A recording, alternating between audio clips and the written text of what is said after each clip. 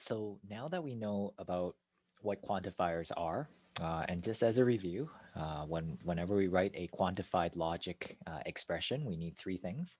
We need the open statement, we need the universe, or universe of discourse, and then we also need the quantified form. So the quantified form came in three flavors, I guess. The first one is we can just plug a value into the open expression in the open statement, or we can have a universal quantification or an existential quantification. So whichever one you use, it really depends on the expression that you're trying to translate. So let's move on here and talk about some rules for writing quantifiers, as well as some further discussion on multiple quantifiers. So in fact, I'll give you a very simple example right now on multiple quantifiers. So let's say that we have a open statement that looks like P of xy. Okay, and let's say P of xy is x plus y equals 5. Remember earlier I said a open statement can have multiple variables. It can have as many variables as we want. So let's pretend that here universe of both x and y are integers. And I want to stress that whenever we have multiple variables, that the variables itself can be different universes, right? So we can say the universe of x could be an integer, but a universe of y could be, floating point numbers, or people's names, or Macam 101 students. So every different variable could have different universes. So let's say I give you something along these lines. There exists x, so that P of xy. All right, so I want you to analyze whether this statement is true or false. Now, if you take a look at this expression, you may have noticed that when I quantify the variables, I've actually not quantified y. So the way that we're reading this is that there is at least one x. Okay, there's at least one integer x, so that x plus y is equal to 5. Okay, so if we want to analyze this to be true or false, then we basically can't, right? So there's no way, because we don't know what the variable y is. So although we know that y is an integer, we haven't quantified it. So we haven't said all y, or some y, or one particular y. So in this case, we call y an unbounded variable. So x here is what we call bounded, okay? But y is unbounded, meaning I don't know anything about y. So the short answer is that this expression is incomplete and therefore is not a proposition. It doesn't have a true or false associated with it. So we can't, so this is not a proposition. Okay. However, if I do something like this, if I say there exists x and then I add there exists y, I should have left more room here, but there exists y. Now we have that both variables are bounded, and now we can evaluate the expression.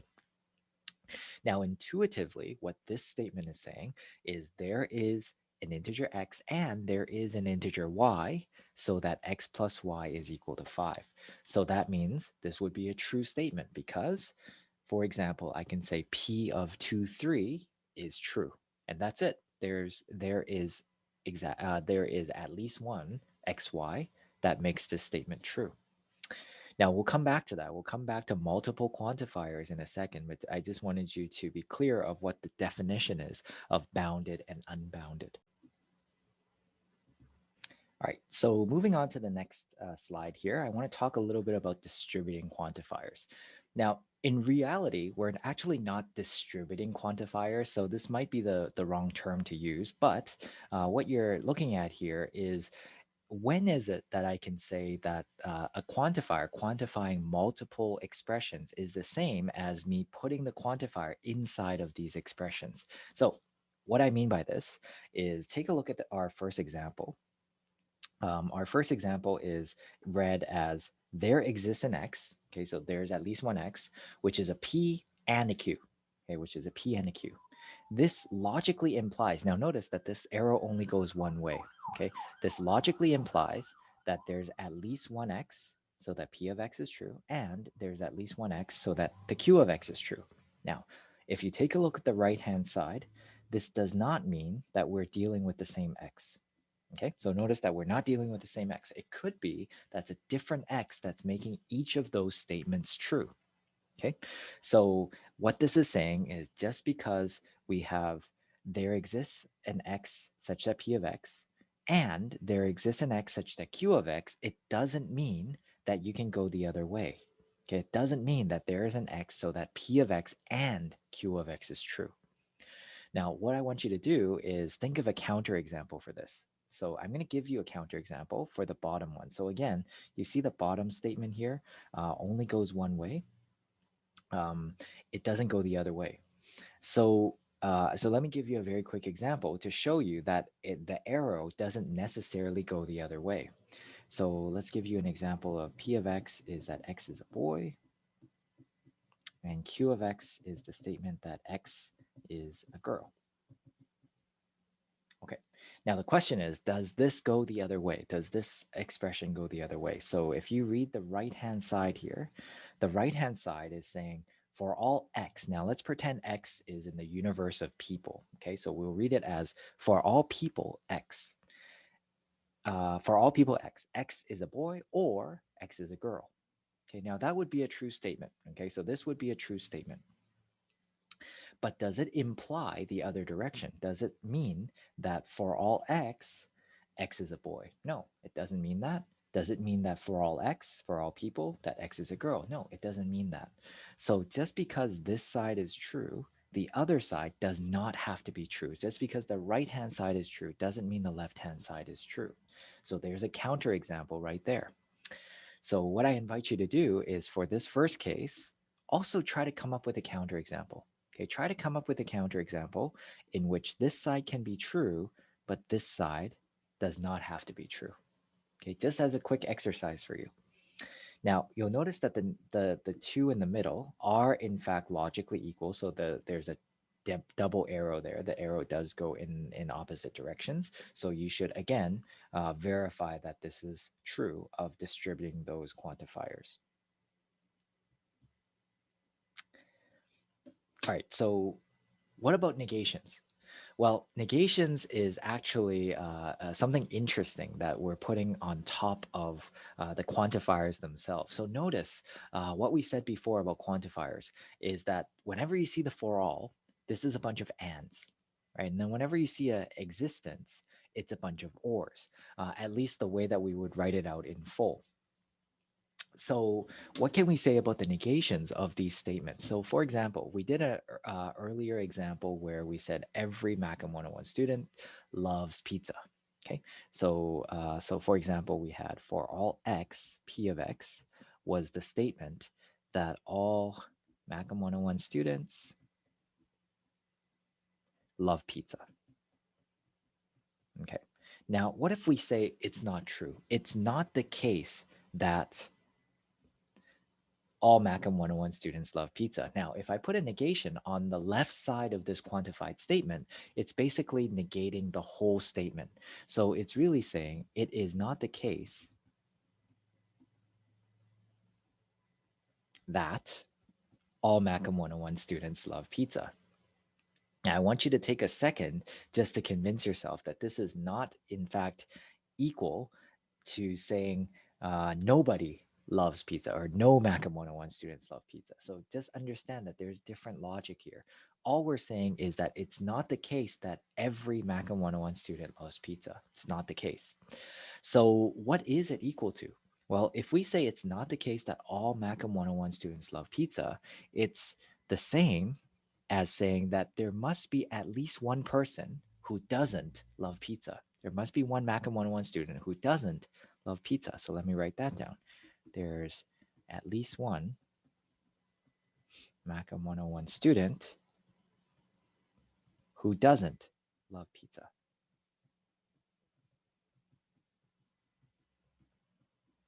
Okay, now how would we translate that? Well, there's at least one is translated as there exists X, and then student who doesn't love pizza. Well, it's not P of X. So I'm just going to put it here, not P of X.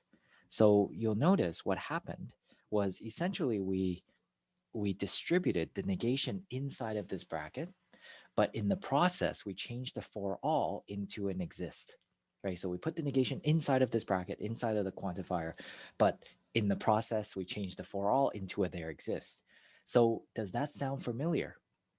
Well, if you think back to when we talked about the laws of logic, in De Morgan's law, we said whenever we put a negation inside of a bracket, our bracket should be, sorry, our ands should be changed into ors, and our ors should be changed into ands. And this was called the De Morgan's law.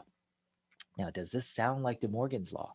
Well, if you think about what the ands are, what the for all are, they're ands, right? So when we distribute the negation inside of this bracket, the ands have to become ors. And of course, if there's this rule, then there must be a dual rule that goes with it. So if there's an exist, so there's the first part of our rule. And if there's an exist, if we're distributing the negation inside of an existence, then this for all, sorry, this existence is going to change into for all. So these two are essentially just duals of each other. So what we can gather is that we can use these rules to make our lives a little bit easier. So usually, how we use these laws is to is for readability more than anything else. So, so for example, if I had something along these lines, if I had a expression like p of x is 2x minus 1 is equal to 5, and then I had q of x is x squared equals 9. Okay, so for example, if I said this is the universe of x is integers, and I make a statement like for all x, not p of x or not q of x. Now, if we try to read this in English, of course we can read it, but does it make sense to us? So if we read this, this says for all integers, okay, for all integers x, 2x minus 1 doesn't equal 5. Okay, so for all integers x, 2x minus 1 doesn't equal 5, or x squared doesn't equal 9. Now, is this a true statement or a false statement? It's really hard to determine because there's a lot of negations there. So what we can do is we can use these laws to help us to make better readability of these expressions. So I'm just going to say that this expression is actually equal to for all x, and then I'm going to pull the negation out of this bracket. I'm going to have a negation, and then we have p of x and q of x. And I did this through De Morgan's law. Okay, so I used De Morgan's law in order to take the negation out of the bracket. So notice this or turns into an and, right? So now we have this negation, and I'm going to pull this negation even further outside of this bracket, and the for all has to become an exist. So this is equal to not exist, and then now we have p of x and q of x. Okay, now does this read a little bit better? So if you just let's cover up the negation for now. So let's pretend this negation is not here. This part, the rest of the expression says there's at least one x. There's one x. So that 2x minus 1 equals 5 and x squared equals 9. So is there such an x? So I think there is because x equals 3 is true, right? So this is a true statement because x equals 3 is true for each of those expressions. What if we take the negation? Well, the negation says there doesn't exist this number. Well, that must be a false statement. So this is a false statement here, right? So the whole statement says there doesn't exist an integer x so that 2x minus 1 equals 5 and x squared equals 9. Well, there is such a number. So this is a false statement.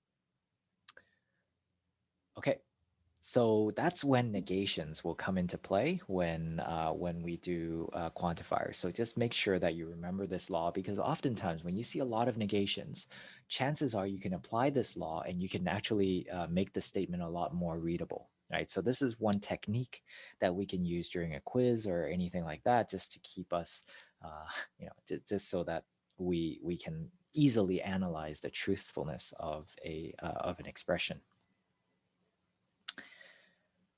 All right. So the last I guess, subsection that I want to do here is talk a little bit about multiple quantifiers. So multiple quantifiers is again, it's going to have a lot of practice questions in your textbook, and I will post a lot of those. But you really have to understand the concept of multiple quantifiers and how they play a role in making the expression. So the first thing I should note is I'm going to jump down to this example here.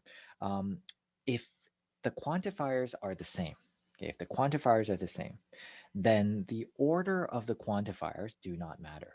Okay, so for example, you take a look at this q of xy is x times y equals y times x. And let's say we have an expression that says for all x, for all y, q of xy. So what this expression is saying, for all x and for all y, x times y is equal to y times x. Now, this clearly is a true statement, okay?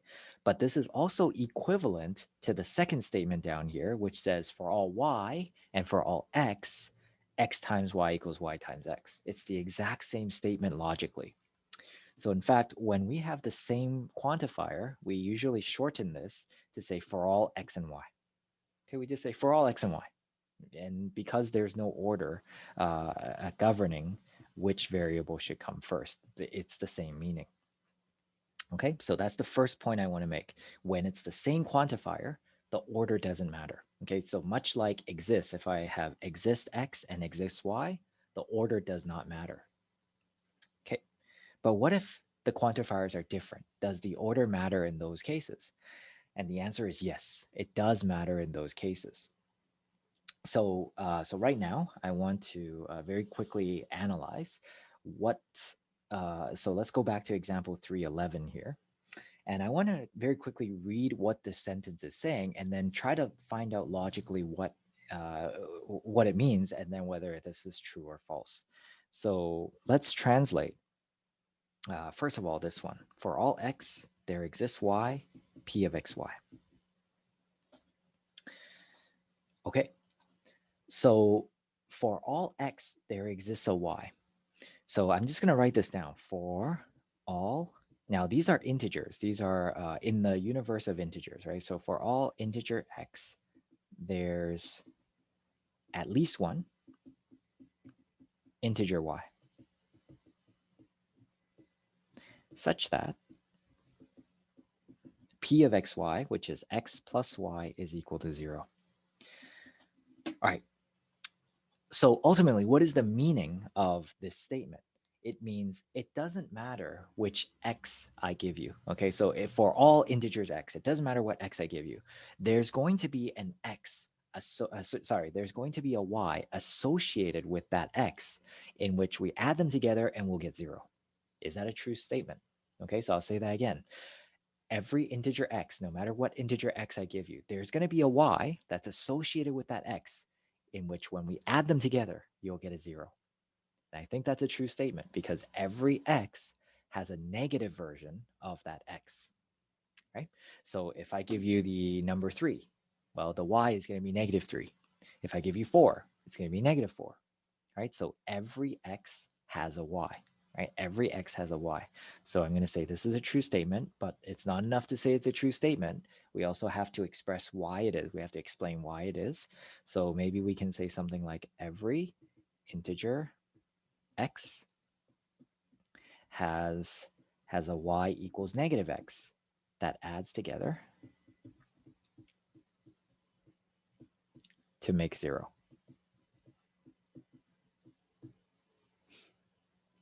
Okay, I think that's a good enough explanation. I hope everyone's with me here.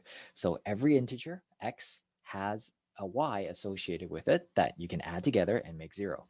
Now, please understand that the expression, the type of expression that we have is dependent on the first quantifier. So what type of expression is this? This is a for all. Okay, so if I want to argue for a for all to be true, I have to make a point that every single x has a property. Okay, so this again gives you an idea of whether or not you're arguing properly for this expression. Okay, but what about the other way around? What if I have something like exists y and for all x, p of xy? Is this a true statement? Well, again, let's read from left to right and let's see what the translation of this statement is. This reads, there's at least one integer x, oh, sorry, integer y. So there's at least one integer y such that for all x, x plus y is equal to 0. Okay, there's at least one integer y such that for every single x, x plus y is going to be equal to 0. So now remember, I said that the type of question depends on the first quantifier. So this type of expression is there exists, right? There exists expression. So if this is true, then you need to give me that one number. So what is that? What is that number? Okay, so this is saying there's one number y, so that it doesn't matter what x is. When you add x plus y, it will give you 0. Well, I don't think such a number exists. So this is a false statement. Okay. And the way that we're going to argue is that there's no such y that can add any x, right? That can add any x and get 0. There might be one x that gives you 0, but it's not every x that gives you 0. Okay. So I hope you can see the difference between the two. So this is something that we have to practice. We have to look at this over and over again sometimes to actually get the right logic. But again, there's at least one integer y such that for all x, x plus y is equal to 0. So no, this is not true because there is no such y that is true of this case. Now let's take another example, just kind of on the side here. What if this what if this p of xy happened to be x times y is equal to 0? Okay, so let's change this a little bit, and I write this in black. So in this case, instead of x plus y is equal to 0, I have x times y is equal to 0. Now, is this a true statement? There is at least one integer y, so that for every x, x times y is equal to 0. So think about it. Is this a true statement? Well, this is. In this case, it would be true because we can say y is equal to 0, right? So the number y equals 0, every x times that y will give you 0, right? So I hope that makes sense. It depends on the p, it depends on the order of the quantifiers, and also it depends on the order of the variables as well.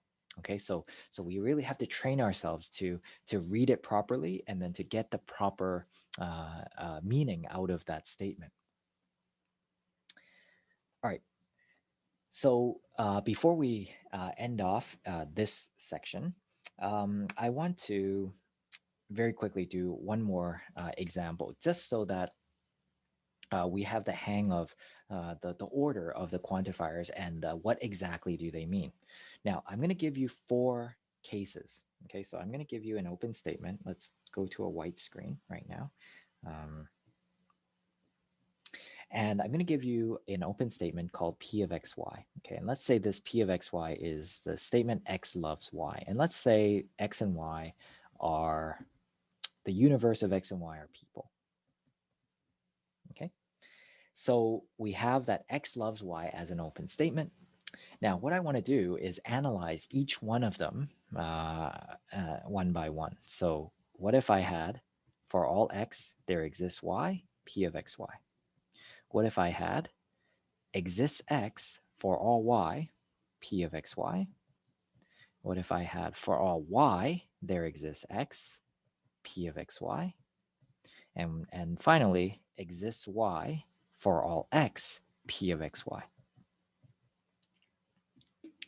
Now, before we analyze each one of these, I just want to point out that these 4, all 4 of them have different logic. Okay, so all 4 of them are talking about different expressions. So if you're wondering whether whether the order of the quantifiers matter, the answer is yes. If you're wondering if the order of the variables matter, The answer is yes. So if I have two variables and these two quantifiers, I can have four different cases, and all four is going to give me a different expression every time. So let's analyze. Okay, so hopefully by the end of this, you'll have a pretty good idea how to read these expressions, and then you'll be able to analyze whether something is true or false. All right, the first one reads as for all x there is a y. Okay, for all x there is a y. So usually the way that we can say this is that there's a y associated with every x. Right, so every x has a y, so that P of xy. So what this is saying is that everyone has, so for every x, they have someone that they love, has a person that they love, right? So for every x, there's a y. Okay, so x, everyone loves someone. Let's actually shorten that. Okay, so everyone has a person they love, everyone loves someone. Okay, the second one is there exists an x for all y. Okay, so there exists an x for all y. So there is an x such that everyone they love. So there's someone, so there's at least one person who loves everybody.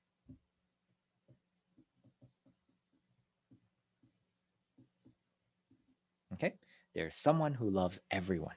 That's the second. That's the second expression here. Third one, there exists a y. Now remember, y is the person being loved, right? So sorry, for all y, for every y, there is an x. Okay, so everyone. Now notice, whenever I do every, take a look at the first quantifier, right? So the first quantifier is always talking about what type of question this is. So this is saying everyone is loved by someone. Now notice the difference between our first one and our third one, right? So everyone loves someone is different than everyone is loved by someone. Okay, so it's slightly different. Okay, again, the last one here is it starts with exists. So there's at least one y. Okay, now again, the y is the person being loved. So there's at least one y so that every x is true. So this one is saying there's someone who everyone loves. Okay, now again, notice that this is slightly different than the one the than the second one, the second expression there. Okay, so so there's someone who loves everyone, right? So this could be Jesus, right? So there's someone who loves everyone. But this does not mean that there's someone who everyone loves, right? So again, you can take the same example. Um, there's just because there's one person who loves everyone, it doesn't necessarily mean that there's someone who everyone loves. Okay, so those are different logics. So what I want you to keep in mind is that all four of these expressions are really different in the way in the logic that they represent, and they can all be true or false depending on what the situation is. This is just one example. Okay, so these x and y's could be numbers, they could be anything. So depending on what universe they are, it's our job a lot of times in the quizzes and the exams to evaluate whether they are true and then why, and then express why they're true as well. So we're going to have a little bit of practice in the in class today. So that is, I think, all we're going to cover for this section. So I will see everybody in the next video.